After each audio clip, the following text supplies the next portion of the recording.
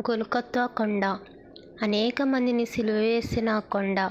కానీ ప్రభువైన క్రీస్తు పాదములు తాకగానే ఈ కొండ చరిత్ర మారింది.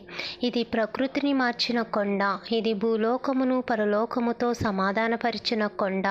తండ్రి కుమారులకు సహవాసం కలిగించిన కొండ. కఠిన మనస్కుడైన శతాధిపతి మనస్సును మార్చిన కొండ. దొంగకు పరలోక ద్వారమును తెరిచిన కొండ. మరణపుములను విరిచిన స్థలము. అన్యులను మార్చిన స్థలము. స్వజనులలో మార్పును కలిగించిన కొండ. శాపగ్రస్తమైన ఈ గొల్గొతా ఆశీర్వాదపు భూయిష్టమైనది. కన్నీటికి వేదనకు స్థానమైన ఈ కొండ శాంతికి నిలయమైనది. మరణశిక్షకు మార్గమైన ఈ కొండ పరలోకమునకు బాట అయినది.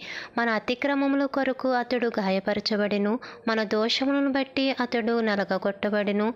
మన సమాధానార్థమైన శిక్ష అతని మీద పడెను. యెషయా 53